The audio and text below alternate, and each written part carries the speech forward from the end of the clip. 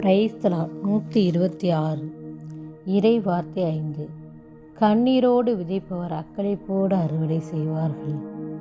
தாயும் தகப்பனுமாய் எங்களை வழிநடத்துகிற அன்பு இறைவா, உம் ஆவியை எங்களுக்கு அருள்பவரே எமக்கு ஸ்தோத்திரம். வார்த்தைகளை எங்களுக்கு தெரிவிப்பவரே எமக்கு ஸ்தோத்திரம்.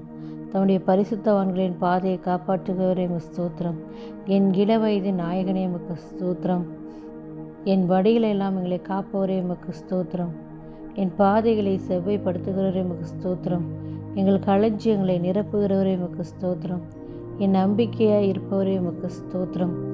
நீதிமான்களுடைய வாசஸ்தலத்தை ஆசீர்வதிக்கிறவரே எமக்கு ஸ்தோத்திரம். தாழ்மை உள்ளவர்களுக்கு கிருபை அளிக்கிறவரே எமக்கு ஸ்தோத்திரம். ஸ்தோத்திரம் ஸ்தோத்திரம் ஸ்தோத்திரம் ஸ்தோத்திரப்பா. அப்பா, அந்த இரவு பொழுதுமை நோக்கி செபிக்க எங்கள் ஒவ்வொருவரை பேச அழைத்ததுக்காக நன்றியப்பா, நன்றியப்பா, நன்றியப்பா.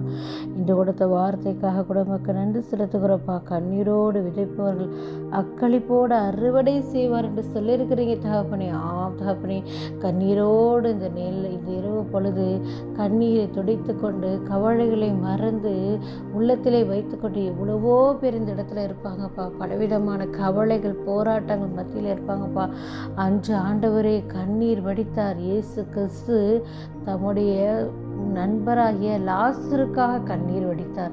அப்போ மனிதனாய் பிறந்த எல்லாராலும் நம் உணர்ச்சிகளை கட்டுப்படுத்த முடியாமல் நாம் ஒருவரை இழக்கும்போது, ஒரு செயல் நமக்கு நடக்கும்போது நிச்சயமாக நாம் கண்ணீர் வடிக்கிறோம். ஆனால் அவர் விட்ட கண்ணீருக்கு அன்று பதில் கிடைத்தது. லாசரை அவரை உயிரோடு எழுப்பினார். அதுபோல் இந்த நாளில் கூட நம்முடைய கண்ணீருக்கும் நிச்சயமாக ஒரு ஆசீர்வாதம் உண்டு. கண்ணீரோடு விதைக்கிறவர் அக்களிப்போடு அறுவடை செய்வார்கள். மகிழ்ச்சியோடு இந்த நாளில் கவலையோடு இருக்கியா, கண்ணீரோடு இருக்கியா, கஷ்டத்தில் இருக்கியா, கவலைப்படாத.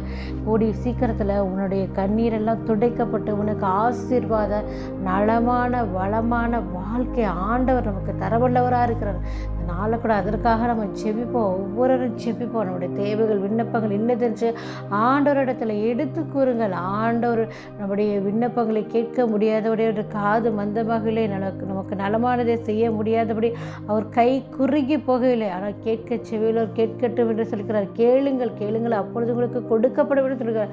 அப்போ நம்ம ஆண்டவரிடத்தில் கேட்போம். எங்களுக்கு இந்த பாடுகளிலிருந்து எங்களுக்கு விடுதலை கொடுங்க, துன்பத்திலிருந்து விடுதலை கொடுங்க, நோயிலிருந்து விடுதலை கொடுங்க, சுகத்தை கொடுங்க.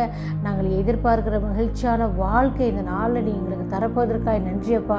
அப்பா, எங்கள் கண்ணீரின் நாட்கள் முடிந்து ஆண்டவரே மகிழ்ச்சி நாளுக்காக நாங்கள் காத்திருக்கிறோப்பா. அந்த நாளை நாங்கள் எதிர்கொண்டு இந்த நாளில் இருக்கத்தான். அப்படி உம்மை தவிர எங்களுக்கு தருவதற்கு யாரும் இல்லை ஆண்டவரே. அப்பா, உம்முடைய பிறப்பு விழாவை எவ்வளவு ஆசீர்வாதமாக அந்த நாளில் நாங்கள் கொண்டாடினோம் தகப்படி. அப்பா, மீண்டும் மீண்டுமா இரண்டாம் வருகைக்காக நாங்கள் காத்திருக்கிறோம் ஆண்டவரே.